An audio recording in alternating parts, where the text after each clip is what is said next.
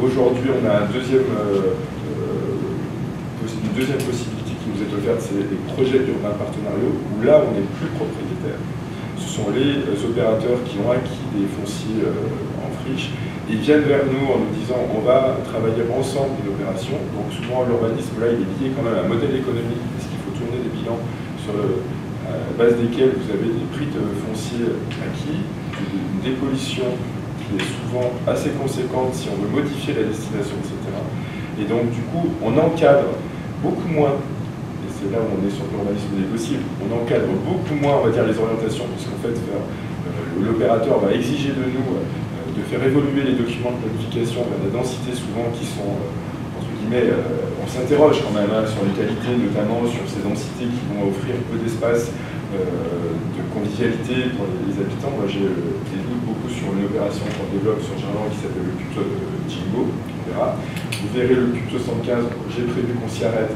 Là encore, c'est quand même assez dense aussi.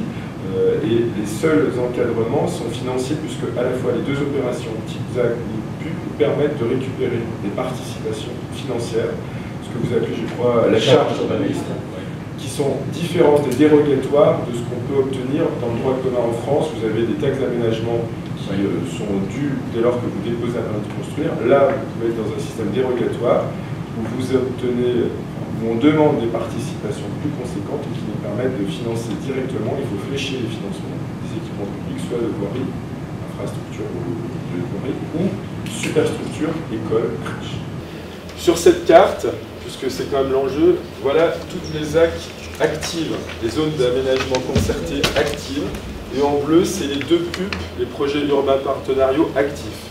On est en train de réfléchir à de nouveaux PUP éclatés, diffus sur la totalité du territoire, parce qu'effectivement, on a des micro-opérations, alors quand je dis micro, c'est de l'ordre de 120, 150 logements, qui partent un peu de partout, et qui ne sont pas aujourd'hui encadrés, sauf par le PLU, mais malgré tout, ce qu'on recherche aujourd'hui, encore une fois ce que j'expliquais ce matin, c'est d'avoir notamment des participations plus importantes, financières, pour nous permettre de financer les nouveaux aménagements en matière de voirie ou les nouveaux groupes scolaires, puisque ça c'est aussi un élément important sur Gerland, c'est le rattrapage en termes d'équipements publics scolaires, puisque la croissance et la dynamique de Gerland font qu'on est en déficit aujourd'hui et qu'on a dû construire à la hâte une école en préfabriqué pour répondre aux besoins des habitants.